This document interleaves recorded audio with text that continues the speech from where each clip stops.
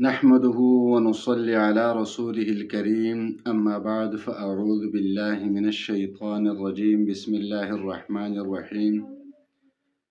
أمن يجيب المضطر إذا دعاه ويكشف السوء ويجعلكم خلفاء الأرض أإله مع الله قليلا ما تذكرون صدق الله العظيم۔ میرے محترم بھائیوں اور بہنوں، چونکہ رمضان المبارک بہت ہی قریب آ رہا ہے تو رمضان المبارک کے مناسبت سے خاص طور پر اور عموماً دعا کی قبولیت کے لیے آپ کو ایک وظیفہ دے رہا ہوں، ایک قرآنی وظیفہ، کہ آپ کے دل میں جو بھی حاجت ہے یا آپ کسی بھی مشکل میں ہیں، مصیبت میں ہیں، اور آپ قرآن پاک کی اس آیت کریمہ کو پڑھ کر اللہ تبارک و تعالی سے دعا کریں گے، اللہ تبارک و تعالی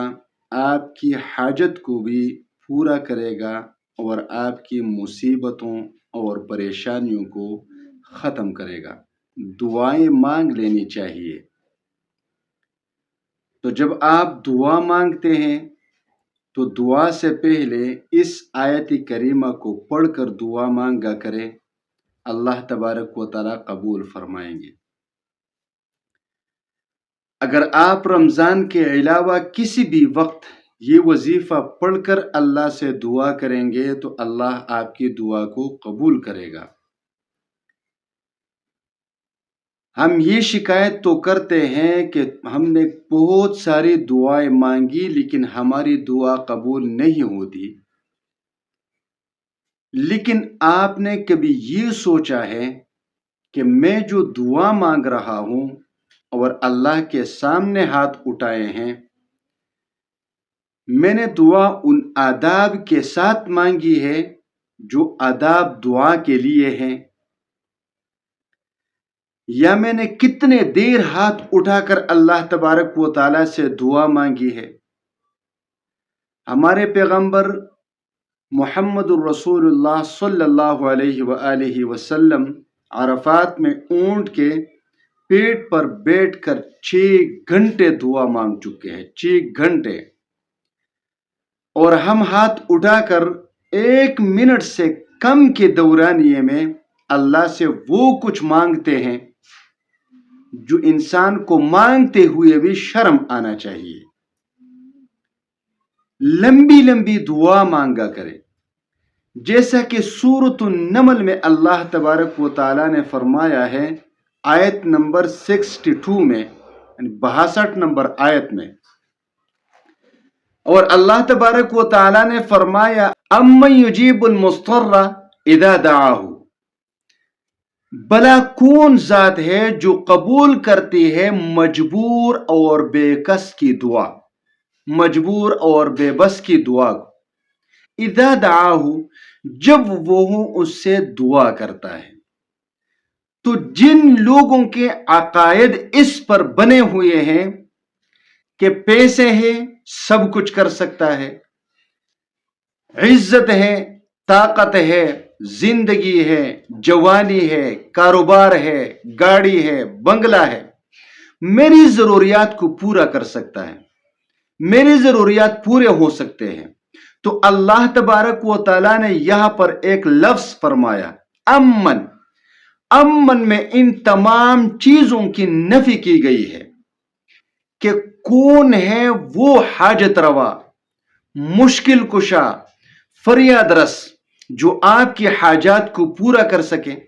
آپ کی فریاد کو سن سکے، آپ کی پریشانی کو ختم کر سکتے۔ ایسی کوئی ذات نہیں ہے سوائے اللہ کے۔ اب اللہ تبارک و تعالی نے تیسرا لفظ یہ فرمایا ہے مضطر۔ مضطر جب ان تمام چیزوں سے مایوس ہو کر، ان تمام چیزوں سے مایوس ہو کر، بے بس ہو کر اللہ کے سامنے بیٹھ کر فریاد کرتا ہے، تو آپ کے اس فیلنگ کو مضطر کہتے ہیں۔ آپ دعا مانگ کر اللہ سے اس طریقے پر کہ آپ اپنی بے بسی کا اظہار کریں، آپ بے کسی کا اظہار کریں اور یہ سمجھیں کہ اللہ کے سوا اس پریشانی کو ختم کرنے والا کوئی نہیں ہے، تو اللہ تبارک و تعالی آپ کی دعا کو ضرور قبول کرے گا۔ لیکن ہم جو دعائیں مانگتے ہیں وہ تو آپ کو بھی پتہ ہے، مجھے بھی پتہ ہے، اور سب کو پتہ ہے کہ ہم دعائیں مانگتے ہیں، لیکن کس طرح مانگتے ہیں۔ تو اللہ تبارک و تعالیٰ نے فرمایا امن یجیب المضطر،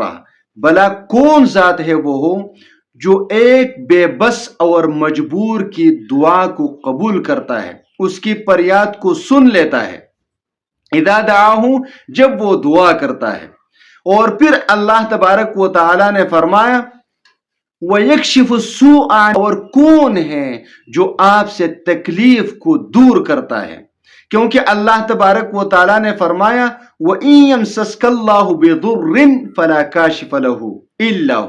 اگر اللہ آپ کو کوئی تکلیف پہنچانا چاہتا ہے تو بلا کون ہے وہ جو آپ سے اس تکلیف کو دور کر دے سوائے اللہ کے۔ تو اللہ کے علاوہ کوئی دوسرا ایسا نہیں جو آپ کی تکلیف کو آپ سے دور کر دے، آپ کی پریشانی کو ختم کر دے، آپ کی حاجت کو پورا کر دے۔ پھر اللہ تبارک و تعالیٰ نے فرمایا وَيَجْعَلَكُمْ خُلَفَاءَ الْأَرْضِ، اور اسی اللہ نے آپ کو اپنا جانشین بنایا دنیا میں۔ اَإِلَٰهٌ مَّعَ اللَّهِ، اے اللہ کے علاوہ کوئی ایسی ذات ہے جو آپ کی دعا کو قبول کرے، آپ کی تکلیف کو دور کرے یا آپ کو اپنا جانشین بنا سکے؟ ایسی کوئی ذات ہے اللہ کے سوا؟ قلیلا ما تذکرون، لیکن اللہ نے فرمایا بہت کم لوگ آپ میں سے نصیحت کو قبول کرتے ہیں، بہت کم لوگ آپ میں سے نصیحت کو قبول کرتے ہیں۔ تو میرے محترم بھائیوں اور بہنوں، اب اگر آپ کی کوئی حاجت ہے، کوئی مشکل ہے، کوئی پریشانی ہے، جو بھی ہے، تو آپ کو سمجھ لینا چاہیے کہ ان تمام چیزوں کو پورا کرنے والا اور ختم کرنے والا ذات صرف ایک اللہ کی ذات ہے۔ اللہ کے علاوہ کوئی حاجت روا، کوئی مشکل کشا، کوئی فریاد رس نہیں۔ تو اگر آپ کی بھی ایسی کوئی مجبوری ہے تو آپ اللہ کے سامنے بے بسی کی حالت میں بیٹھ جائے، پریشانی کی حالت میں بیٹھ جائے اور اضطراری کیفیت میں بیٹھ جائے، اور اسی آیت کریمہ سورۃ النمل آیت نمبر 62 یعنی 62، امن یجیب المضطر اذا دعاہ ویکشف السوء، اس آیت کریمہ کو آخر تک 100 مرتبہ پڑھ لیجئے، 100 مرتبہ، لیکن بے بسی کی حالت میں، اضطراری حالت میں، اور ہاتھ اٹھا کر اللہ سے دعا کرے۔ 7 دنوں تک آپ یہ عمل کرے، انشاءاللہ تعالی آپ کی بڑی سے بڑی حاجت اللہ پوری کر دے گا، آپ کی بڑی سے بڑی پریشانی اللہ تبارک و تعالی دور کر دے گا، آپ کی بڑی سے بڑی مصیبت اللہ تبارک و تعالی ختم کر دے گا انشاءاللہ تعالی۔